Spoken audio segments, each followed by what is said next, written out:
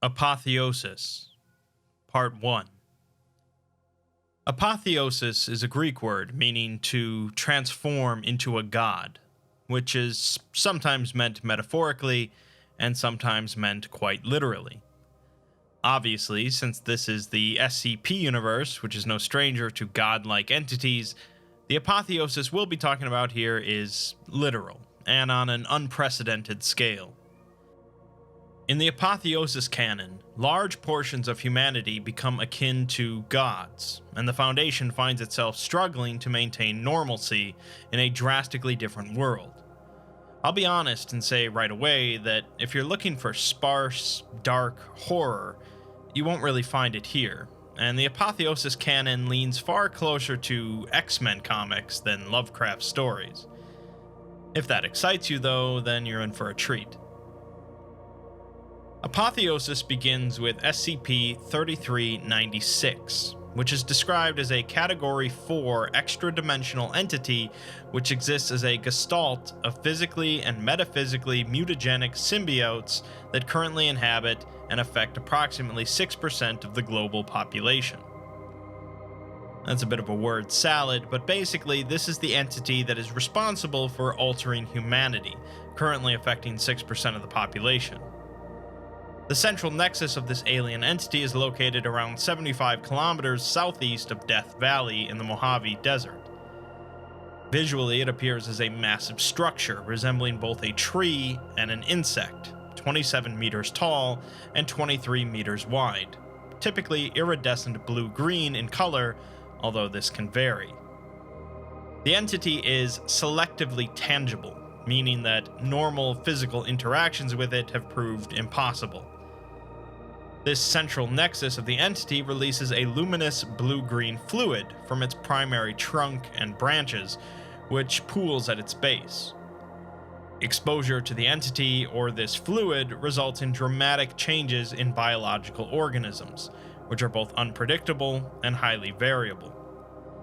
Organisms develop additional organs and tissues throughout their body, which are luminous and blue-green in color, and share the entity's selective intangibility. All of these new growths are internal, though they may be displayed on the body's exterior at random. Humans affected by 3396 retain their personalities, memories, and mental faculties, although it is possible that their mental faculties can be amplified by the changes. In other words, affected subjects are still themselves, just better in some way, which makes them potentially pretty dangerous. The Foundation's testing starts by dropping one drop of the fluid onto the head of a bearded dragon reptile, which causes it to dramatically grow over the course of 3 hours. The lizard finishes growing at a total length of 25 meters and an approximate weight of 5,000 kilograms. Additionally, the specimen displayed widened limbs, a mottled and porous surface texture, and a number of large dorsal vents, which continually released a mixture of spores and toxic gases. The lizard became completely docile, though, not even reacting to physical examination, and skin samples yielded genetic results extremely similar to a wide variety of fungi, including a handful of deadly specimens. Next, a golden retriever was injected with a small amount of the fluid, causing it to lose all of its fur over 2 hours and develop horn-like structures across its body. Of course, the Foundation proceeded to vivisect the dog, finding various new organs inside of its body, but fortunately the vivisection failed to terminate the dog, which regenerated from all damage, and their behavior was unaltered. Time for human testing then, on a female aged 28, with some of the 3396 fluid applied to the skin of their lower arm. The subject's skin quickly absorbed all of the fluid, but there were no physical changes apparent. When asked if the subject noticed anything different, she replied that she understands firepower. An extremely large variety of rotary cannon appeared in her hands, which she proceeded to use to fire upon Foundation personnel and breach containment. On her way out, she was struck by return fire from security, causing her body to fragment and produce violent explosions, which didn't seem to affect her whatsoever. Fragmented pieces of her body from weapon fire continue to explode and transform into different high-powered weapons, and she managed to easily escape, killing 37 personnel in the process. Well, that took a turn for the worse, but the Foundation is nothing if not perseverant, so they reinforced the testing chamber and brought in another D-Class, a 42-year-old male. The D-Class inhaled fumes produced by the fluid, with nothing seeming to happen over the course of 3 hours. Suddenly, 4 exact copies of the D-Class appeared in the testing chamber, and all 5 simultaneously stated, "Only fools like you would see the blessing of magic as a curse." The 5 entities then joined hands, fusing together into one massive organism with 10 arms, a central mass of flesh, and dozens of levitating structures resembling disembodied hands, each with an eye in the palm. A large volume of water then appeared in the testing chamber and began swirling, obscuring the entity from view. When the fluid stopped, the entity had vanished, with its current whereabouts unknown. The Foundation has continued various tests, but since the alterations typically result in the human receiving significant destructive capabilities, the tests have resulted in numerous containment breaches. Throughout all of this, the Foundation really isn't sure what is happening with 3396 and its effect on organisms, mostly because they can't physically interact with the entity or the new organs inside of organisms. They have done thaumaturgic scans, though, meaning magical in nature, and rather than receiving the normal readings that they would expect from such scans, they only receive back a single word: thrive. The significance of this is unknown, and they have no means of communicating with the entity itself. As for the affected entities, all of the research members that first discovered 3396 became affected, and they all worked to completely uncover 3396 in a matter of days. They then moved on to major population centers, and it seems they worked to spread the infection. Entities not under containment have utilized their new abilities to perform a wide variety of tasks, from both violent and non-violent crime to mass eradication of certain diseases and public welfare initiatives. Like I said, the change doesn't affect an individual's personality, so humans with superpowers will do different things with those powers. The Foundation has been hard at work trying to recontain all of these entities and maintain normalcy, but it's not going too well. Multiple groups of interest, including the GOC, the Serpent's Hand, and others, have gotten a hold of various altered humans and are utilizing them for their own goals. The Foundation doesn't even have control over 3396, which is being disputed between a number of groups of interest. So far, only 6% of the population is affected, and the Foundation believes that they can still recontain things, but if that number hits 15%, they will initiate Contingency Alabaster to change their prime directive and ensure the safety of what humanity remains. That brings us to the next section, a tale titled The Shape of a Gun, which starts right after the female D-Class had broken containment using numerous advanced weaponry. The D-Class's real name is Monika Pinkston, and the tale opens with her looking down over the wreckage of the Foundation's site, hefting a 150-pound rotary fire grenade cannon over her shoulder. She sees fire and smoke in the ruins, alarms blaring in the distance, and she knows that she could continue raining down ordnance onto it until it was nothing but ash, taking vengeance on everyone inside.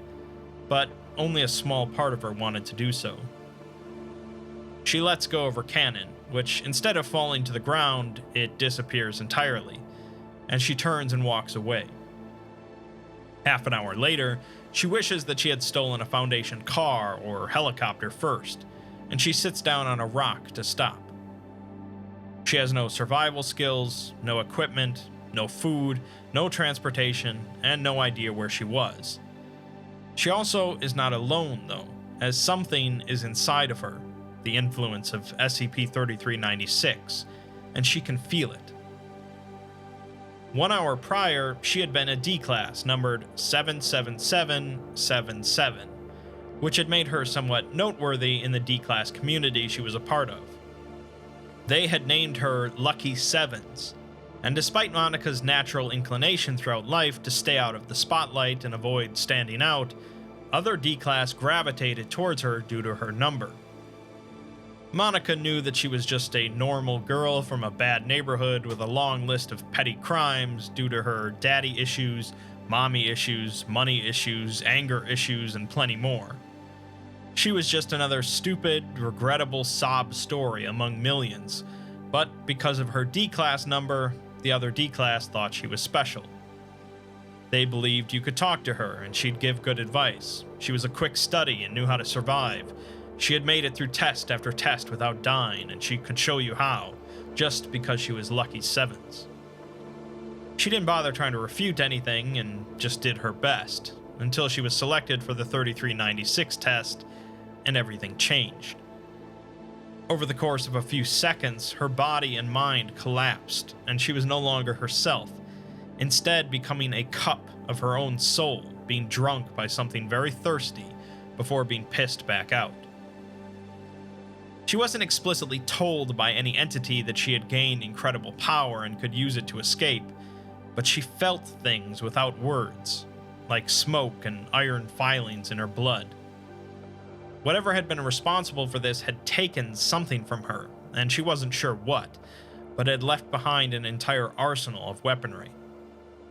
It had taken all of her frustration and hatred and misery and doubt and determination and smelted it into a shape that represented what she was to the world, the shape of a gun. She had access to millions of weapons now, from pistols to cruise missiles to things that haven't even been imagined yet. She describes the feeling of being shot as a hammer driving down on the blasting cap of her soul, her body becoming a divine bomb. She didn't really understand any of this. She had just acted, alone because she had become too dangerous to be near. She stops to pull a smuggled cigarette out of her uniform, instinctively manifesting a blowtorch to light it. As she sits there smoking, a vehicle in the distance draws closer, and she prepares herself for another explosive confrontation. She didn't think they could kill her, but even if they could, it didn't matter to her. A black dune buggy comes into view, with only one occupant, a tall, tan military man in black body armor. She decides not to shoot first, and he steps out with his hands up, telling her that he just wants to talk. Monika manifests an enormous laser weapon larger than her own body, aiming it directly at him. She says that she wants to vaporize him with this laser, but she'll let him go first. He says that he's not here to try and bring her back, and understands why she'd want to kill him, but he asks her if she believes in second chances. She swears at him, but he continues, saying that he's read her file and thinks that she does believe in second chances. Monika steps forward, placing the aperture of the laser inches from the man's forehead, but he still continues. He says that he's only alive right now because he's got the sense to stay on the winning side. The Foundation is losing at this point due to the rapid spread of these altered humans, and he offers his assistance to Monika because he has a vehicle, money, contacts, and information.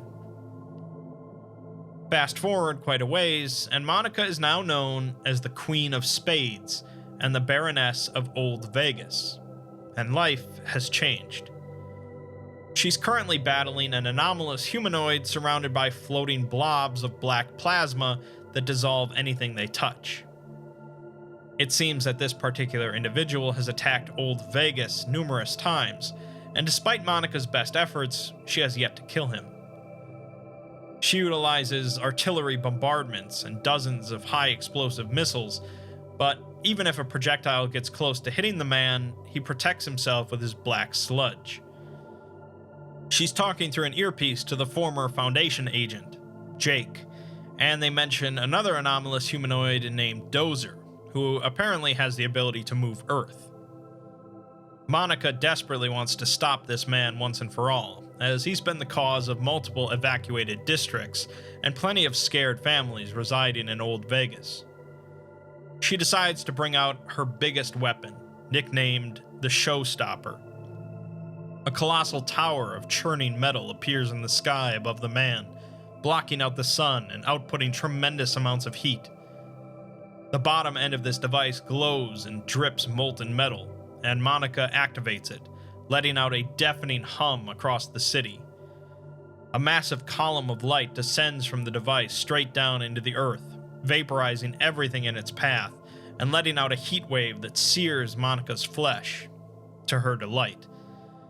After it finishes, the light and the device disappear, leaving nothing but a smoking, molten shaft in the ground where the man had been, before Monika passes out. She slowly wakes up sometime later, her body feeling like it had been punched by a giant fist, and Jake is waiting next to her. Monika asks what happened, and Jake says that she pulled the Showstopper on Void Boy, but he's not sure if he managed to teleport away before getting hit. The man named Dozer is mad at her, though, for melting through a buried sewer main, but she's not bothered. As she continues to wake up, she notices that she's in a private room in a treatment center, where there's electricity for the medical equipment and actual doctors that Monika had managed to hire despite the danger of working here. She says to Jake that it's really strange that a year ago, Jake was a site security captain for the SCP Foundation, and she was one of his prisoners. And now she's some sort of wizard mutant, the mayor of Las Vegas, and he runs around keeping her alive while they fight supervillains. Jake replies that she fights the supervillains while he stays very far away and gives occasional advice. He had been talking with another former Foundation personnel, but the guy didn't have any new info that they didn't already have. And when Jake offered him a place here in Old Vegas, he said that he'd rather take his chances in the desert. It seems that some people don't want to live in a ruined city populated mostly by mutants and mutant sympathizers. As they head off to get food, it's clear that Jake is silently in love with Monika, and she is now happy to be alive. Monika hadn't exactly chosen to be the mayor of Old Vegas and its community, as it isn't in her personality, but instead it was foisted upon her due to her power and her willingness to protect her fellow mutants. She doesn't relish in the authority, though, and takes her meals in the cafeteria with everyone else, trying to sit with different people every time.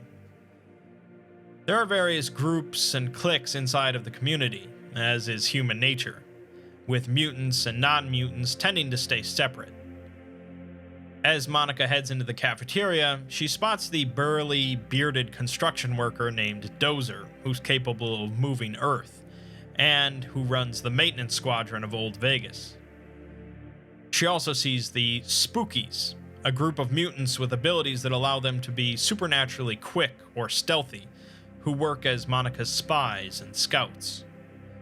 One fades in and out of sight as she hasn't learned to control her invisibility yet. Another keeps himself wreathed in dense shadows to cope with his social anxiety. And a third has a great number of eyes across her face, which allow her to see through walls for miles. She then looks at the fighters, the most destructive mutants in the community aside from Monika herself, who tended to strike a little bit of fear in the rest of the community. One of them, Ogre, is over 9 feet tall with red skin and large tusks, but is surprisingly kind-hearted despite his appearance. Another is completely covered in highly poisonous thorns and is capable of regenerating from being blown to pieces, but she keeps herself wrapped in protective pads to prevent accidentally poisoning anyone. A third individual has control over electricity and is currently making silverware dance in the air with electromagnetism to the amusement of the others. He had once supplied power to the entire district when a generator bank had gone down. It's clear that despite the fearsome appearances and capabilities of the anomalous humans here, they are all good people at heart. Finally, Monika spots Norman in the corner, a loner with a rather striking appearance even by mutant standards. Norman is the other D-Class mentioned in the 3396 file, and appears as a disgusting amalgamation of flesh and exposed organs levitating in the air, surrounded by dozens of floating disembodied hands with eyes in the palms. Parts of him continually warp in and out of visible space, and multiple copies of himself as he had looked before the mutations occasionally appear near him before disappearing. Just looking at Norman for too long tended to give people headaches, and he is avoided by practically everyone except for Monika, who eats with him whenever he makes a rare appearance in the cafeteria. She's not really sure where he goes when he's not in the cafeteria, and she remembers him from her time at the Foundation as a quiet, contemplative person. As she approaches Norman, some of the floating hands turn to face her, and they disappear before she walks through them to sit down. She asks Norman how he's doing, and he responds by speaking with numerous voices at the same time, as well as directly injecting images or sensations into someone's mind if words aren't enough. Monika describes it as a profoundly surreal and sometimes upsetting experience, but she had gotten used to it. Norman says that he's alright, as the wind is rich and full of secrets today, and he had seen Monika fight the Void Thrower. Monika says that she's not sure if he'll come back this time because she went the extra mile, but Norman replies that she didn't kill him because he had tried to hold the Void Thrower in place using his powers, but he escaped. Monika is rather surprised, not by the fact that he escaped, but by Norman actually helping out. She asks him if he knows anything about this individual, like where he came from or why he keeps trying to murder everyone here, but Norman says that the Void Thrower has a strange mind with few cohesive thoughts. The only thing he can find in his mind is thoughts of murder and destruction, and Norman isn't sure if he's alone within himself. Asked to clarify, Norman says that he believes that the Void Thrower's mutation opened up some kind of gate, and something came through. Something mean. He'd have to dig deeper to find out, and that would probably be bad for his health. Monika asks if he can be killed, and Norman thinks that he could be, but you'd need something to mess with the space around him and prevent him from teleporting away. Norman can do that, but not to the degree necessary, as he would need help from someone else that can do the same, and unfortunately, he doesn't know of anyone that can do the same thing as him. Monika says that the more she hangs out with Norman, the more she likes him, because he's a nice guy. She hears the sound of laughter accompanied by images of sunshine and colorful flowers in her head, and Norman says that he's an ugly bastard, but he likes to think that he makes up for it with his glowing and handsome personality. Monika realizes at this point and states aloud that Norman can simply read through her mind at will. Norman says that it's not something he does on purpose, comparing it to walking through a museum and being told that if you think about looking at the paintings, you'll be punished. Monika replies that it's still creepy, leading her to receive images of rain clouds in her head and the sound of distant crying, with Norman apologizing and saying that he can't help what he is, but assures her that her secrets are safe with him. He says that he was given great gifts, and he would never go back to what he was before, but sometimes he thinks he would give almost anything to. Monika understands what he means, and tells him that he should come around more often, as they've all changed in some way and can empathize with him at least a little. He doesn't have to be alone, as there's a family here if he gives them a chance. The rain clouds part in her head, and Norman says that makes him feel better, and he's glad that she, of all people, was given the abilities that she has. Norman suddenly freezes, and before Monika can ask what's wrong, images of terror, agony, and chaos crash through her head, and Norman's voice explodes through the minds of everyone in the building simultaneously. He announces that hundreds of soldiers are currently entering Old Vegas armed with guns, armor, and war machines. Like I said before, the SCP Foundation is nothing if not perseverant. Norman says that the commander intends to capture the citizens of Old Vegas and kill all who resist. Norman tells Monika that he'll provide a telepathic communications network for the defenders of Old Vegas, as well as revealing the mind of the enemy. But first, he will banish their helicopters from his sky, and tells the Queen of Old Vegas to be strong and lead them to victory. Monika leaps up and commands all the fighters to their battle stations, ordering team captains to use Norman's telepathic network to coordinate. The maintenance squadron is told to break up the road in front of the Foundation's army to stop their tanks, and the Spookies are ordered to spy on the army and provide status reports every 10 minutes. She says that it's time to show these Nazis why you can't mess with Old Vegas, and the community roars loud enough to rattle the concrete and quake the hearts of the Foundation. Shortly after, Monika stands on the street in front of a thick line of her artillery cannons pointed at the Foundation's small army. The Foundation outnumbered the defenders of Old Vegas 3-1, but they didn't exactly have superpowers. The commander steps forward and says that it's with a heavy heart that they come here today, but they cannot allow the inhuman infestation to continue to spread.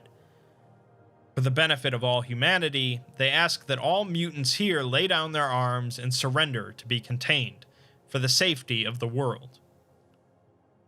Monika stares him down, her people behind her, as Dozer cracks his huge fist together and the maintenance squadron shouts in defiance. Ogre roars and smashes his enormous steel club in the ground, the rest of the fighters crying out with him.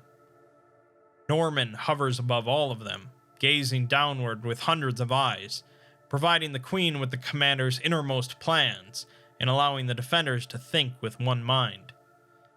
Just behind Monika is Jake, pointing his assault rifle directly at the commander's head.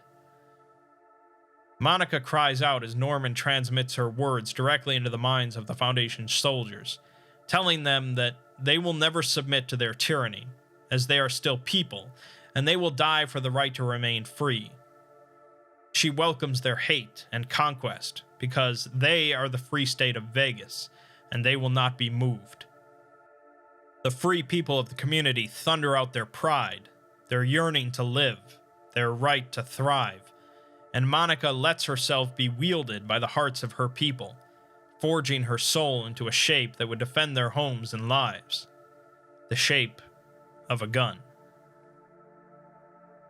We won't see the conclusion to this battle, but this isn't the end of Monika's story, or that of Apotheosis. From the Foundation's perspective, they have a real problem in their hands, a total shift in the status quo of the world where they have lost the power to contain things. While it's all well and good that some nice superhumans are running around just trying to make their own communities, this infection is spreading, and there is something mysterious behind all of it. There's still plenty of story left to go, though, and things are going to get even more interesting from here. So stay tuned.